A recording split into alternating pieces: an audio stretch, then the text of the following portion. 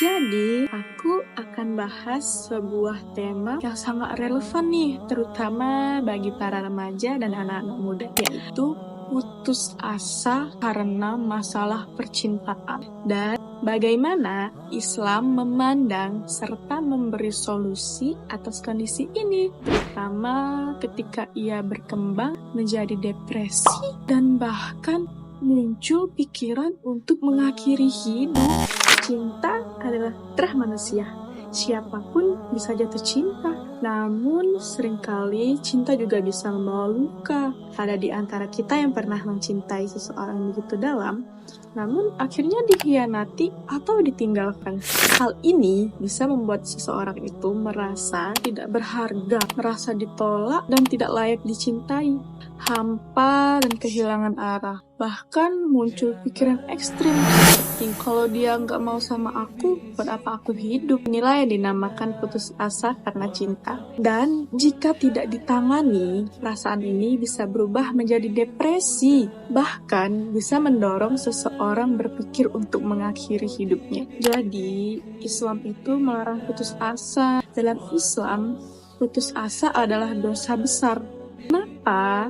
Karena itu berarti kita tidak percaya dengan rahmat Allah. Dengan sesuai dengan firman Allah dalam Quran surah Az-Zumar ayat 53 yang berbunyi, "Katakanlah wahai Muhammad, wahai hamba-hambaku yang melampaui batas terhadap diri mereka sendiri. Janganlah kamu berputus asa dari rahmat Allah. Sesungguhnya Allah mengampuni dosa-dosa semuanya. Sungguh, Dialah yang Maha Pengampun dan Maha Penyayang." Putus cinta bukan akhir dari segalanya.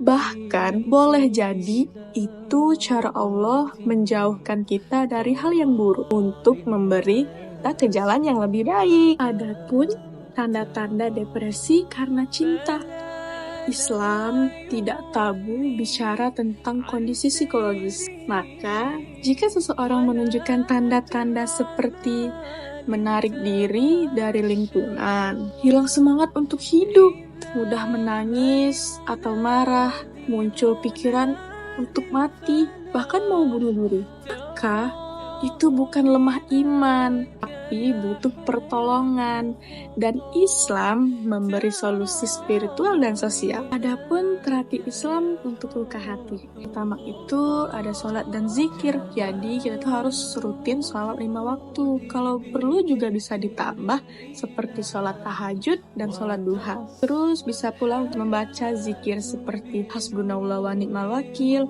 la tahzan innallaha ma'ana. Terus la ilaha illa anta subhanaka inni kuntu minaz zalimin. Yang kedua, ada tadabbur Al-Qur'an. Baca dan renungi ayat-ayat yang menguatkan diri, seperti surah Al-Baqarah ayat 286, yang artinya Allah itu tidak akan membebani seseorang, melainkan sesuai dengan kesanggupannya. Itu sudah sangat familiar ya untuk kita dengar. Terus yang kedua itu ada surat At-Taubah ayat 51, yang berarti, katakanlah tidak akan menimpa kami melainkan apa yang telah ditetapkan oleh Allah. Yang ketiga ada konseling Islami. Kita itu bisa untuk menemui ustadz ataupun ustazah atau konselor muslim yang mendapat pencerahan yang tidak menghakimi, melainkan merangkul. Kan kita banyak ya takut merasa untuk dihakimi sama seseorang. Kita jangan cari yang menghakimi, tapi kita cari untuk yang sama-sama merangkul diri kita. Yang keempat itu mencari pergaulan yang sehat.